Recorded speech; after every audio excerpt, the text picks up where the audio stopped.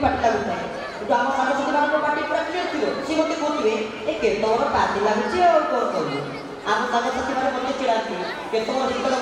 party लगुता है मत अवश्य भगवान कथा कहता है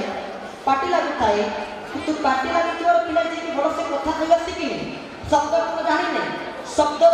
व्यवस्था को जानी शब्द को केमती संयोजना कर मंच परिचालना केमती करा जाए तार व्यवस्था संपूर्ण अनुभव को जाना ना कि विषय था यही एक कार्यक्रम में मंच परिचालन दायित्व सी आम उपर न्यस्त करते गोटे द्वितीय श्रेणी पिला न्यस्त करते तेणु सी कौन अनुभव को चिन्ह आज ताहा प्रतिफलित होती जदि आम किसी जगह प्रवचन हरि कथा भगवान कथा कहीपर थाऊ समस्त अतिथि मान मिशी पाऊ समस्त कृपा आशीर्वाद जब लाभ कर एकमात्र श्रेय से होती पूज्य राजेन्द्र प्रसाद अगस्ती महोदय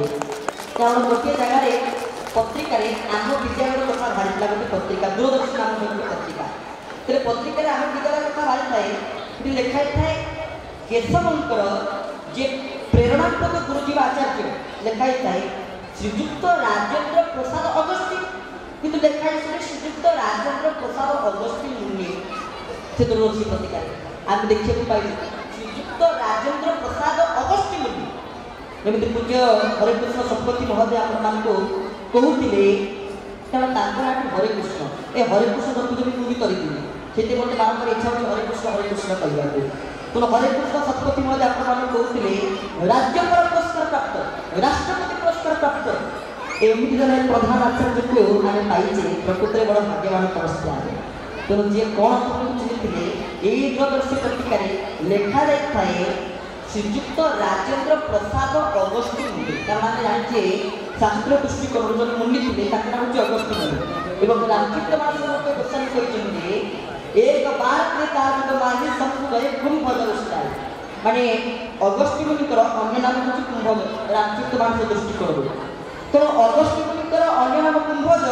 आम परंपरा ये हूँ ऋषिर देश आ मुनि परंपरा ऋषि परंपरार देश कहीं ना वर्षाण भारत श्रेष्ठ देशान उत्कल उत्कल से समादेश देश राष्ट्रीय अभिकल सदा जीव समारंभा सहिंकराचार्य मध्यमा अस्माक चार पर्यंत बंदे गुरु परंपरा कहीं कौ काल कौ समय कौ जुगर एक गुरु परंपरा क्रम में आम समस्ते चली आसीचे पूज्य गुरुजी को पाइचे जो से पत्रिका लिखाई श्रीजुक्त राजेन्द्र प्रसाद अगस्ती मुनि आम भावुचे ओहो मुनि गेरुआ वस्त्र परिधान करते माली पकईथे तिलक लगे भाव से मुनि ऋषि भाव कि प्रकृत में मुनिकर जावतीय प्रकार लक्षण सब गुरुजी देखा मिले मुनिकर जावतीय प्रकार लक्षण संपूर्ण गुरुजी पाखे आप आश्चर्य हुए आम भी कक्ष को जाइए विश्राम कक्ष को गुरुजी मत डाकी नहीं था विश्राम कक्ष जाइए मत देखिए बहुत आनंद लगे ये तो निजे माँ भगवती कृपामयी सरस्वती भारत माता ओम विराजमान ओंकार विराजमान कर महाप्रभु जगन्नाथ मध्य भौतिक मंडप में विराजमान कर विश्राम कक्ष सी निजे महाप्रभु श्री जगन्नाथ को चतुर्धामूर्ति को रखिंट सबुदिन पूजा अर्चना ओडिया भागवत सबुदिन पढ़ा पुणी 4टा ରୁ 5ଟା ଭିତରେ दैनन्दिन दिनचर्या दृष्टिकोण 4टा ରୁ 5ଟା ଭିତରେ उठा प्रातः समय उठा ब्राह्मण मुहूर्त स्नान करवा संपूर्ण जागतिक प्रकार मुनिर लक्षण गुरुजी देखा मिले तेणु प्रकृत सी राजेन्द्र प्रसाद अगस्ती मुनि तेणु श्री चरणारविंद भक्तिमत गणति नवेदन कर आज आम परिवेश आम विद्यालय परिवेश प्रकृत उत्सव मुखर हो उठी आउ उत्सव चली चाहू चाहू 37तम वार्षिक उत्सव आम जिते थिलु ये विद्यालय पाठ पढ़ु विद्यालय करूँ यही समय एमती चलाबुला करूँ जमी पिला सब चलाबुला करमती चलुता किंतु आज अवश्य माँ सरला अहितरी कृपा और मोर परम आह्लादित शक्ति माँ भगवती कृपा में आम केन्दुझर माटीर जे परम इष्ट देवी माँ भगवती कृपा में प्राण करता माँ भगवती कृपा में तारिणी श्री चरणारविंद भक्तिमत गणति निवेदन करुच्ची माँ तारिणी अहितरी कृपा आगम प्रति माँ शारदा अहितरी कृपा आगम प्रति समस्त गुरुजी गुरुमानकर अहितरी कृपा और आशीर्वाद प्रतिफलित ये अगम जदि आज भगवान कथा कही पारे तेणु समस्त श्रेय ये विद्यालय प्रति अगमर रहा और विद्यालय भूमि को ये माटी को ये अगमर मथा बोला प्रणाम साष्टांग जरूरत पड़ा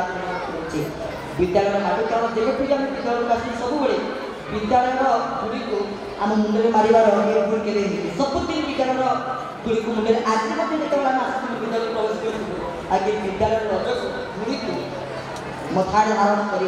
विद्यालय माँ सरस्वती अयुतिक कृपा को लाभ कर आसी आपण निकट में पहुँचते तेणु हे समस्त पिला शिशु भाई भूमि मैंने तेणु समस्त को आज दिवस